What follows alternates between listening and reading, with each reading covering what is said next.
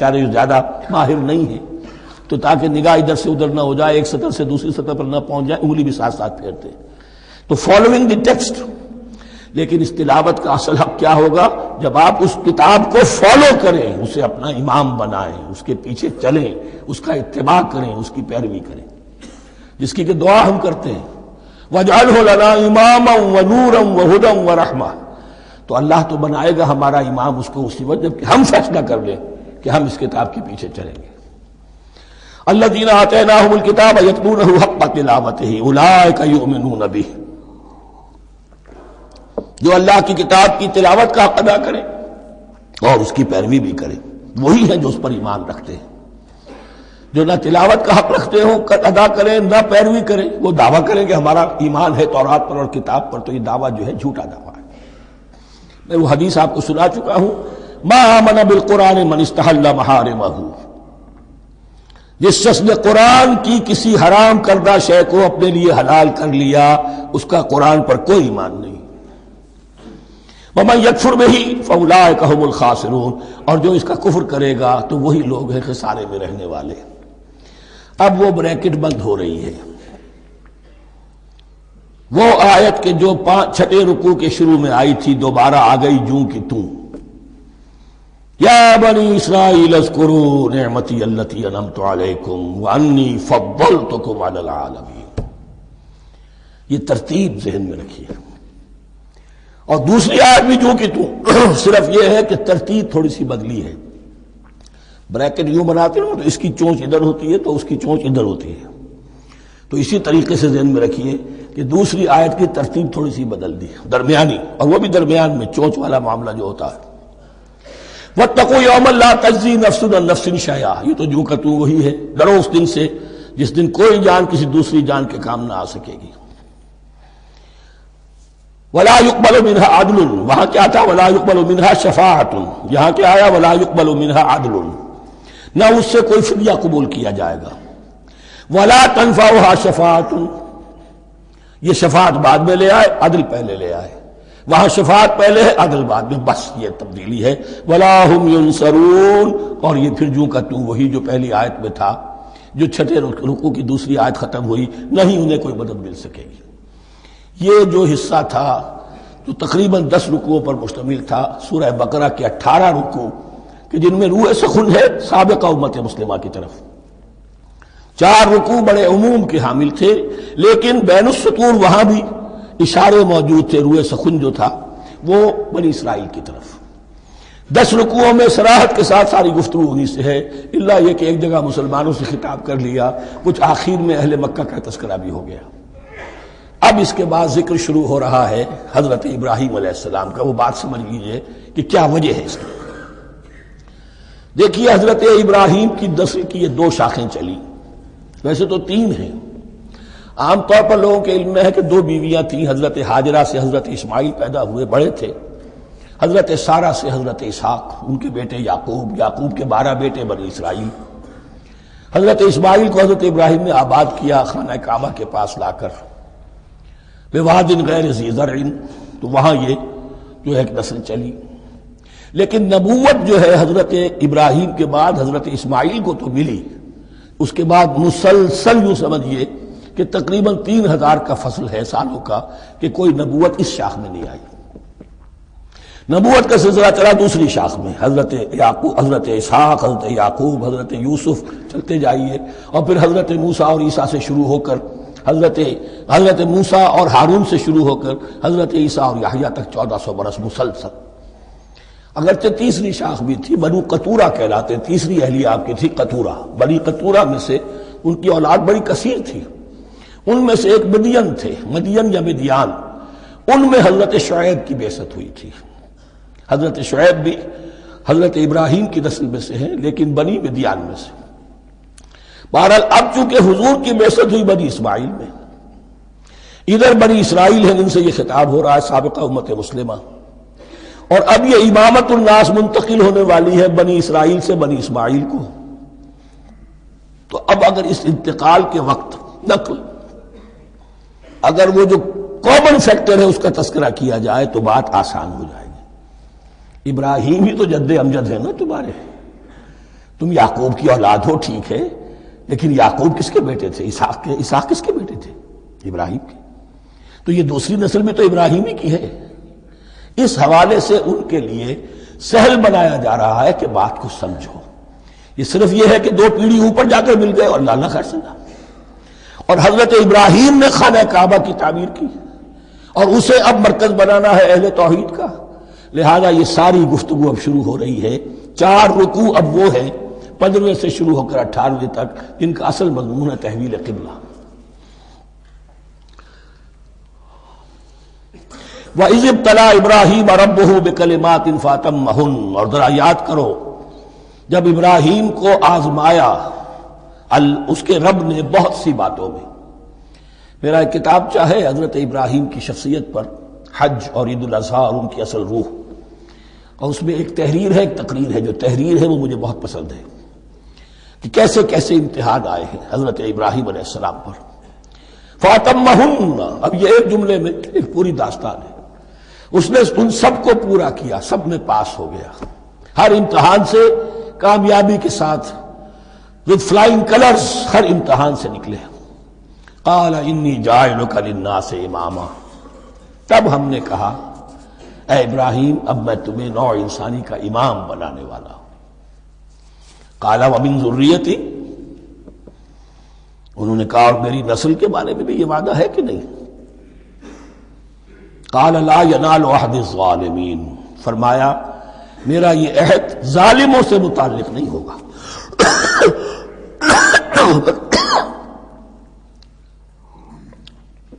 مطلب کیا ہوا کہ تمہاری نسل میں سے جو صاحب ایمان ہوں گے، نیک ہوں گے، سیدھے راستے پر چلیں گے، ان سے ہمارا وعدہ ہے، لیکن نسلیت کی بنیاد پر نہیں ہے کہ جو بھی تمہاری نسل میں سے لازماً وہ اس وعدے کا مصداق بن جائے۔ وَإِذْ جَعَلْنَا الْبَيْتَ مَثَابَةً لِلنَّاسِ وَأَمْنًا، اور یاد کرو جب کہ ہم نے گھر کو، اپنے گھر کو، بیت اللہ کو قرار دے دیا لوگوں کے لیے زیارت کی جگہ، لوٹ کے آنے، لوٹ کر آؤ، حج کرو، مثابۃ للناس وامنا، اور اسے امن کا گھر قرار دے دیا۔ فاتخذوا من مقام ابراہیم مصلی، اور ہم نے حکم دیا کہ مقام ابراہیم کو اپنی جائے نماز بنا لو، نماز پڑھنے کی جگہ بنا لو۔ آج کل تو بعض علماء نے یہ کہا ہے کہ مقام ابراہیم سے مراد کوئی خاص پتھر نہیں ہے، بلکہ اصل میں وہ تو پوری جگہ جو تھی وہ مقام ابراہیم، حضرت ابراہیم وہاں آباد ہوئے تھے۔ لیکن صحیح بات وہی ہے جو ہمارے سلف سے چلی آ رہی ہے، روایات پختہ ہیں اس کے بارے میں کہ جس طریقے سے حجر اسود جنت سے آیا ہے، ایسے ہی یہ بھی ایک پتھر تھا کہ جو جنت سے لایا گیا حضرت ابراہیم کے لیے جب وہ تعمیر کر رہے تھے۔ کوئی اور ذرائع تو ابھی تھے ہی نہیں، اس کے اوپر وہ کھڑے ہوتے تھے اور یہ پتھر ہی اونچا ہوتا جاتا تھا خود۔ اب جیسے جیسے تعمیر اوپر جا رہی ہے تو اس کے لیے یہ پتھر اونچا ہوتا تھا، وہ پتھر ہے جو مقام ابراہیم اب بھی محفوظ ہے، اور وہاں پر پھر طواف کر کے کعبے کا مکمل، پھر اس کے آس پاس جو ہے 2 رکعت جو ہے وہ ادا کی جاتی ہے نماز۔ وَعَهِدْنَا إِلَىٰ إِبْرَاهِيمَ وَإِسْمَاعِيلَ أَن طَهِّرَا بَيْتِيَ لِلطَّائِفِينَ وَالْعَاكِفِينَ وَالرُّكَّعِ السُّجُودِ، اور ہم نے عہد لے لیا تھا ابراہیم اور اسماعیل سے کہ تم دونوں ہمارے اس گھر کو، بیتیا میرے اس گھر کو پاک رکھو۔ اب یہ تطہیر بھی دونوں طرح کی ہوگی، ظاہری صفائی بھی ہو، گند نہ ہو، تاکہ ظاہر آئیں تو ان کے دلوں میں جو کدورت پیدا نہ ہو، کوفت نہ ہو، کھلی فضا ہو، صاف رکھو۔ اور تطہیر باطنی، وہاں توحید کا چرچا ہو، کوئی اور کفر اور شرک جو ہے وہ نہ آنے پائے۔ ان طہرا بیتی للطائفین والعاکفین، طواف کرنے والوں کے لیے، اعتکاف کرنے والوں کے لیے، والرکع السجود، اور رکوع اور سجود کرنے والوں کے لیے۔ وَإِذْ قَالَ إِبْرَاهِيمُ رَبِّ اجْعَلْ هَٰذَا بَلَدًا آمِنًا وَارْزُقْ أَهْلَهُ مِنَ الثَّمَرَاتِ مَنْ آمَنَ مِنْهُمْ بِاللَّهِ وَالْيَوْمِ الْآخِرِ، اور یاد کرو جب کہ ابراہیم نے کہا تھا اے میرے پروردگار اس گھر کو امن کی جگہ بنا دے، اور اس کے رہنے والوں، اس کے ہاں آباد ہونے والوں کو یعنی بنی اسماعیل کے لیے ان کو رزق عطا فرما، میووں کا اور پھلوں کا۔ من آمن منہم باللہ والیوم الآخر، اب یہاں حضرت ابراہیم خود رک گئے کہ میں اپنی ساری اولاد کے لیے یہ دعا نہ کروں، اس لیے کہ وہاں روک دیا گیا تھا لا ینال عہد الظالمین۔ تو جو بھی ان میں سے ایمان اور عمل صالح والے ہوں اور یوم آخر پر ایمان رکھتے ہوں، اجعل هذا البلد آمنا وارزق اهله من الثمرات من آمن منهم بالله واليوم الآخر۔ اب یہاں دیکھیے اللہ تعالیٰ نے گویا کہ ہم کہیں گے ازرہ شفقت مسکراتے ہوئے گویا کہ فرمایا کہ ابراہیم قال ومن کفر، تمہاری اولاد میں سے جو کفر کرے گا فأمتعه قلیلا، اس کو بھی میں دنیا کا ساز و سامان تو دوں گا، امامت میں شامل نہیں کر سکتا، لیکن یہ کہ دنیاوی طور پر مال و متاع جو ہے وہ ان کو بھی میں دوں گا۔ ومن کفر فأمتعه قلیلا ثم اضطره الى عذاب النار، ہاں پھر اسے کشاں کشاں لے آؤں گا جہنم کے عذاب کی طرف، وبئس المصیر، اور وہ بہت ہی بری جگہ ہے لوٹنے کی۔ وَإِذْ يَرْفَعُ إِبْرَاهِيمُ الْقَوَاعِدَ مِنَ الْبَيْتِ وَإِسْمَاعِيلُ، اور یاد کرو جبکہ ابراہیم اٹھا رہے تھے ہمارے گھر کی بنیادوں کو، اور اسماعیل باپ بیٹا دونوں لگے ہوئے تھے۔ یہاں لفظ جو قواعد آیا ہے اس کو نوٹ کیجئے، قواعد قاعدے کی جمع ہے اور یہ بنیادوں کو کہا جاتا ہے، اور اس میں اشارہ ہے حضرت ابراہیم اصل معمار اور بانی نہیں ہے کعبے کے، کعبہ بنایا ہے حضرت آدم نے، ان اول بیت وضع للناس للذی بمکہ، پہلا گھر۔ اب کیسے ممکن تھا حضرت آدم علیہ السلام کے زمانے سے لے کر اور حضرت ابراہیم تک کم و بیش جو ہے 4000 برس ہے، عام اندازہ جو ہے تورات کا اگر آپ لگائیں تو کوئی مسجد نہیں بنی ہوگی کیا؟ یہ پہلا گھر ہے، پہلا وہ گھر خدا کا، تو اس کی بنیادیں رہ گئی تھیں، باقی وہ امتداد زمانہ سے، اور چونکہ یہ سیلاب کا راستہ تھا، سیلاب کی وجہ سے وہ سب جو ہے دیواریں بہہ گئی تھیں، صرف بنیادیں تھیں، ان بنیادوں کو پھر وَإِذْ بَوَّأْنَا لِإِبْرَاهِيمَ مَكَانَ الْبَيْتِ، یہ سورہ حج میں جا کر مضمون تفصیل سے آئے گا۔ اب میں آئے گا کہتا ہوں، آ چکا ہے حقیقت کے اعتبار سے، اس لیے کہ یہ ساری مکی صورتیں ہیں جو نازل ہو چکی ہیں سورہ بقرہ سے بہت پہلے۔ تو جب وہ ان بنیادوں کو اٹھا رہے تھے تو دعائیں مانگ رہے تھے، ربنا تقبل منا انک انت السمیع العلیم، اے رب ہماری اس کوشش کو، ہماری اس مشقت کو، محنت کو قبول فرما۔ باہر گھر بنا رہے ہیں، پتھر اٹھا اٹھا کر لا رہے ہیں، حضرت اسماعیل کی عمر اس وقت لگ بھگ 13 برس ہے، ہاتھ بٹا رہے ہیں، ربنا تقبل منا انک انت السمیع العلیم، اے رب ہماری اس کوشش کو شرف قبول عطا فرما، یقیناً تو سب کچھ سننے والا اور جاننے والا ہے۔ ربنا وجعلنا مسلمین لک، اور اے رب ہمیں اپنا فرما بردار بنائے رکھ۔ نوٹ کیجئے ابراہیم کہہ رہے ہیں، تو میں اور آپ اگر مطمئن ہو جائیں کہ میری موت لازماً حق پر ہوگی تو بہت بڑا دھوکہ ہے۔ ڈرتے رہنا چاہیے، اللہ کی پناہ طلب کرتے رہنا چاہیے۔ ربنا وجعلنا مسلمین لک، اے اللہ ہم دونوں کو اپنا فرما بردار بنائے رکھ، ومن ذریتنا امۃ مسلمۃ لک، اور ہم دونوں کی نسل میں سے اٹھائیو برپا کی جو ایک امت جو تیری فرما بردار امت ہو۔ وارنا مناسکنا، اور اے پروردگار تیرا گھر تو ہم نے یہ بنا دیا، اب اس کے جو رسومات ہیں وہ ہمیں سکھا، جو مناسک حج ہیں، ارنا مناسک، اب کیسے حج کریں، کیا آداب ہوں گے، طواف کیسے ہوگا، کیا کریں گے، وتب علینا، اور ہم پر اپنی شفقت کی نظر فرما، انک انت التواب الرحیم، یقیناً تو ہی ہے بہت ہی زیادہ توبہ کا قبول فرمانے والا اور شفقت کے ساتھ رجوع کرنے والا اور رحم فرمانے والا۔ ربنا وابعث فیہم رسولا منہم،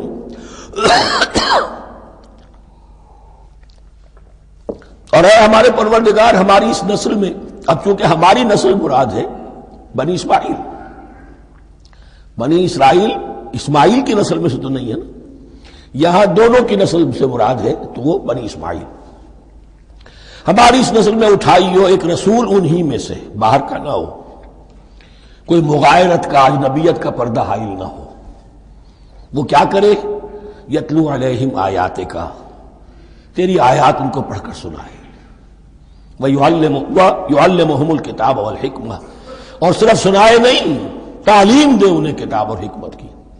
صرف سنا دینا تو بہت آسان کام ہے، سکھانا، تعلیم دینا، دلوں میں بٹھانا، اور حکمت، وَيُزَكِّيهِمْ، اور ان کو پاک کرے، ان کا تزکیہ کرے، ان کے دلوں میں تیری محبت اور آخرت کی طلب کے سوا کوئی طلب باقی نہ رہنے دے۔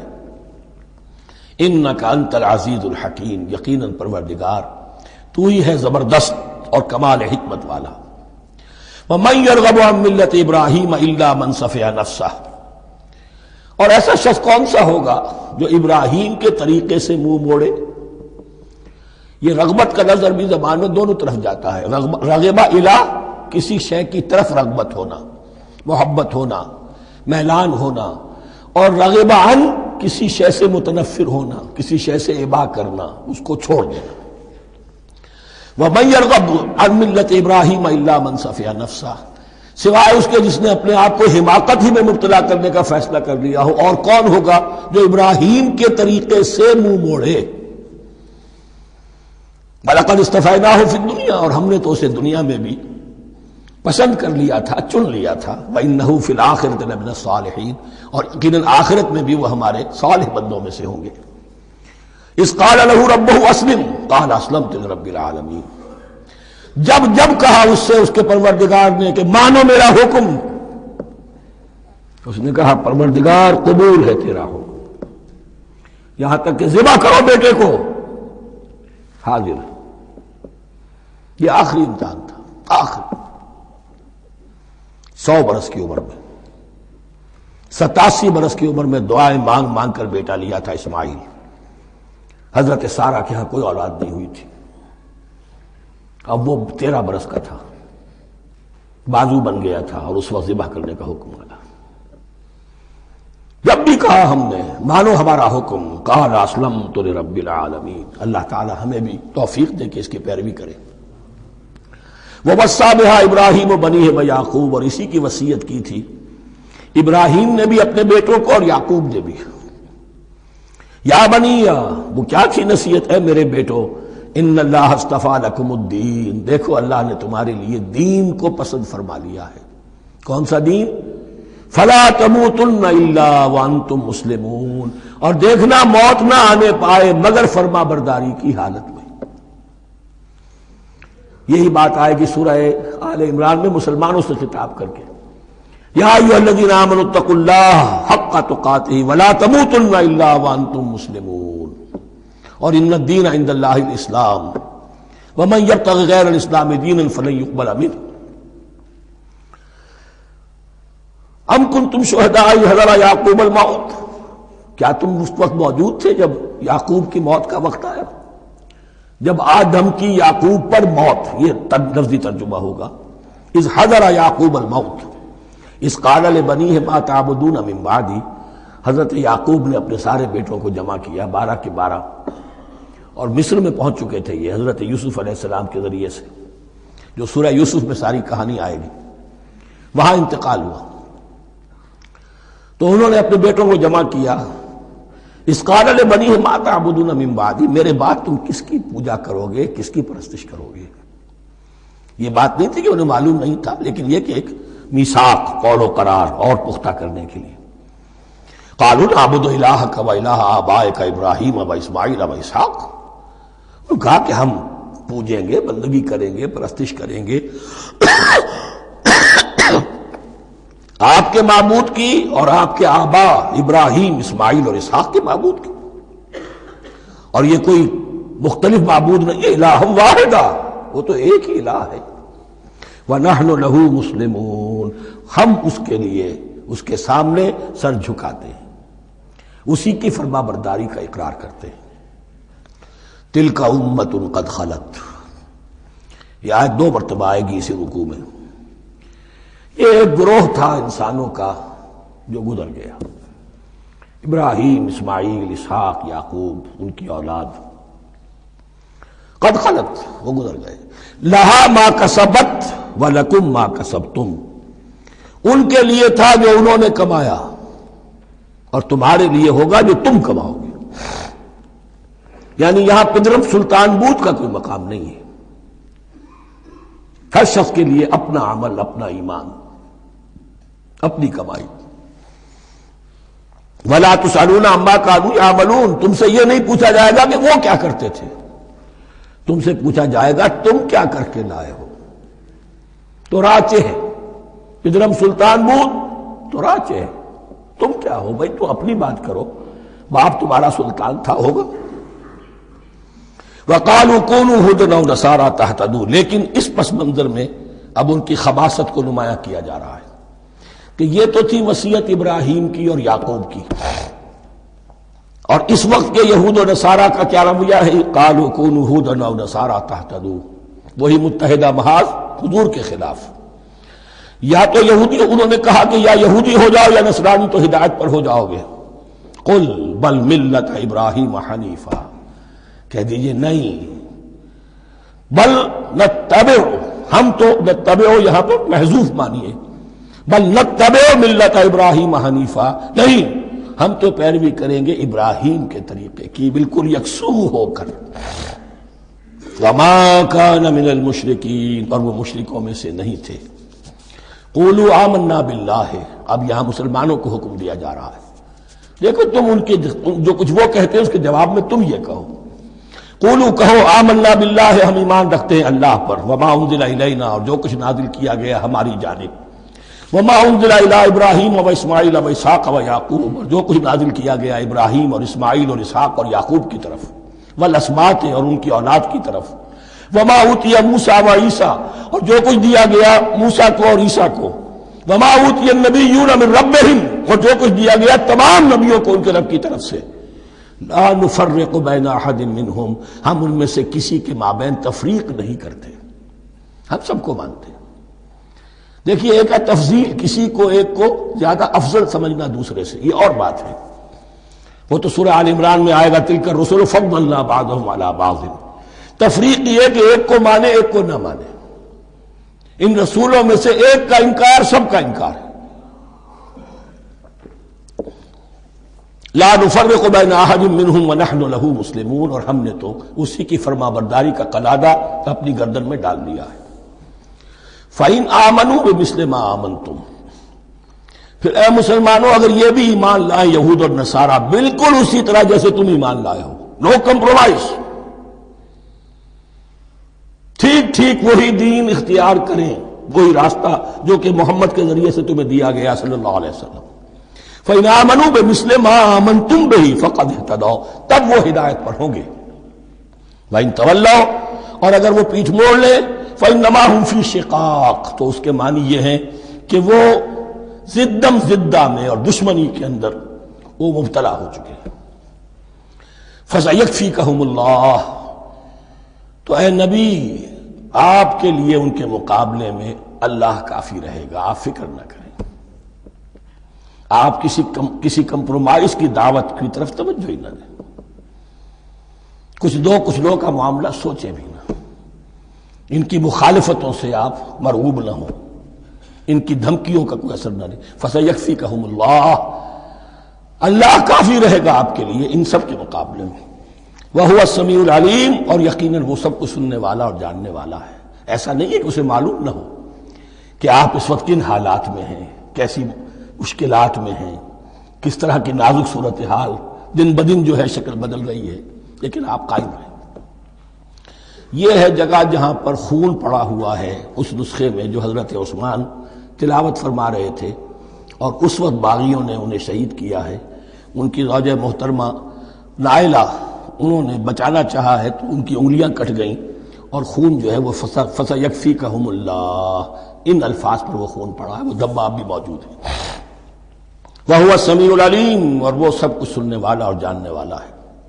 صبغۃ اللہ، کیا معنی؟ یہاں پر بھی ایک آپ کو محذوف ماننا ہوگا، اخترنا صبغۃ اللہ، ہم نے تو اختیار کر لیا ہے اللہ کے رنگ کو۔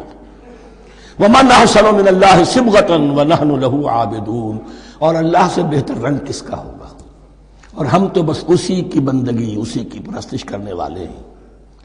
قُلْ أَتُحَاجُّونَنَا فِي اللَّهِ وَهُوَ رَبُّنَا وَرَبُّكُمْ، اے نبی ان سے کہیے کہ کیا تم ہم سے محاجہ کر رہے ہو، حجت بازی کر رہے ہو، جھگڑ رہے ہو، دلیل بازی کر رہے ہو اللہ کے بارے میں؟ وَهُوَ رَبُّنَا وَرَبُّكُمْ، وہ تو ہمارا رب بھی ہے تمہارا رب بھی ہے، رب تو ایک ہے، رب بھی ایک، اس کا دین بھی ایک، ہاں شریعتوں میں فرق ہوا ہے۔ قُلْ أَتُحَاجُّونَنَا فِي اللَّهِ وَهُوَ رَبُّنَا وَرَبُّكُمْ وَلَنَا أَعْمَالُنَا وَلَكُمْ أَعْمَالُكُمْ، رب تو ہمارا بھی وہ تمہارا بھی وہ، البتہ ہمارے لیے ہوں گے ہمارے عمل، تمہارے لیے ہوں گے تمہارے عمل۔ وَنَحْنُ لَهُ مُخْلِصُونَ، اور ہم تو اس کے لیے اپنے آپ کو خالص کر لینے والے ہیں۔ یہ ذرا 3 الفاظ یہاں پہ نوٹ کر لیجئے، یہ میرے اور آپ کے لیے لمحہ فکریہ ہیں۔ نحن لہو مسلمون، 136ویں آیت اس پر ختم ہوئی۔ ہم اس کے سامنے سر تسلیم خم کرتے ہیں، ان میں سے تو ہم بھی شامل ہیں۔ نحن لہو عابدون، آیت نمبر 138، ہم اس کی بندگی کرنے والے ہیں، اسی کی بندگی کرنے والے ہیں۔ تو صرف اسلام نہیں، عبادت، اور ٹوٹل عبادت، ٹوٹل بندگی، پوری زندگی میں اس کے ہر حکم کی پیروی اور اطاعت۔ اس سے آگے بات آئی وَنَحْنُ لَهُ مُخْلِصُونَ، یہ عبادت اخلاص کے ساتھ نہیں ہے تو منافقت ہے۔ اس عبادت سے کوئی دنیا کی منفعت پیش نظر نہ ہو، سوداگری نہیں، یہ عبادت خدا کی ہے۔ دنیا بنانا، دنیا کمانا، دین کو ذریعہ بنانا، اس سے بڑا، اس سے بڑی اور اس سے گری ہوئی کوئی حرکت نہیں۔ اخلاص، حضور نے فرمایا من صلی یرائی فقط اشرکا ومن صام یرائی فقط اشرکا ومن تصدق یرائی فقط اشرکا، جس نے نماز پڑھی دکھاوے کے لیے اس نے شرک کیا، جس نے روزہ رکھا دکھاوے کے لیے اس نے شرک کیا، اور جس نے صدقہ خیرات دیا دکھاوے کے لیے اس نے شرک کیا۔ وَنَحْنُ لَهُ مُخْلِصُونَ، نَحْنُ لَهُ مُسْلِمُونَ، نَحْنُ لَهُ عَابِدُونَ، نَحْنُ لَهُ مُخْلِصُونَ۔ اللهم ربنا اجعلنا منهم، اللهم ربنا اجعلنا منهم۔ ام تقولون ان ابراہیم واسماعیل واسحاق ویعقوب والاسباط كانوا هودا او نصارى، کیا تمہارا کہنا یہ ہے کہ ابراہیم اور اسماعیل اور اسحاق اور یعقوب اور ان کی اولاد یہودی تھے یا نصرانی تھے؟ تم جو کہتے ہو کہ یا یہودی ہو جاؤ یا نصرانی تب ہدایت پاؤ گے، تو ابراہیم یہودی تھے یا نصرانی؟ اور اسحاق اور یعقوب اور یوسف اور موسیٰ اور عیسیٰ یہ کون تھے؟ یہی بات آج مسلمانوں کو سوچنی چاہیے۔ محمد الرسول اللہ اور ان کے اصحاب دیوبندی تھے یا بریلوی تھے یا اہل حدیث تھے یا شیعہ تھے یا سنی تھے؟ ان تقسیموں سے اوپر ہونے کی ضرورت ہے۔ اللہ کے ساتھ اخلاص کا تقاضا یہ ہے، ٹھیک ہے ایک فقہی مسلک کے اعتبار سے ایک شخص کسی مسلک کی پیروی کر رہا ہے، لیکن اپنے آپ کو اس سے آئیڈینٹیفائی کرانا اور اس مسلک کو مقدم رکھنا دین پر، اور اس مسلک ہی کے لیے محنت اور مشقت اور بھاگ دوڑ تبلیغ ہو رہی ہے اسی کی، یہ چیز بالکل اس اصل حقیقت کے خلاف ہے کہ جو اللہ کے دین نے ہمیں سکھائی۔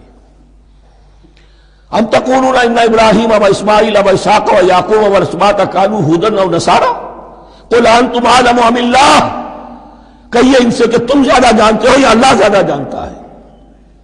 ومن اظلم ممن كتم شهادة عنده من اللہ، کان کھول کر سن لو، اس سے بڑھ کر ظالم کون ہوگا جس نے اللہ کی ایک گواہی جو اس کے پاس تھی اسے چھپا لیا۔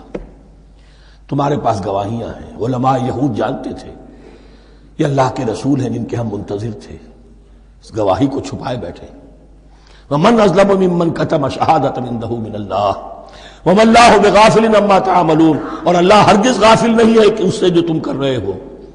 تلک امۃ قد خلت، یہ گروہ مقدس جماعت تھی یہ جس کے یہ گلے سرسبت تھے، یہ گزر گئے۔ لہا ما کسبت ولکم ما کسبتم، جو کمائی انہوں نے کی، جو عمل انہوں نے کمائے وہ ان کے لیے، تمہارے لیے نہیں۔ تمہارے لیے وہ ہوگا جو تم کماؤ گے۔ ولا تسألون عما كانوا يعملون، اور تم سے ان کے عمل کے بارے میں نہیں پوچھا جائے گا کہ انہوں نے کیا کیا، تم سے سوال یہ ہوگا کہ تم نے کیا کیا۔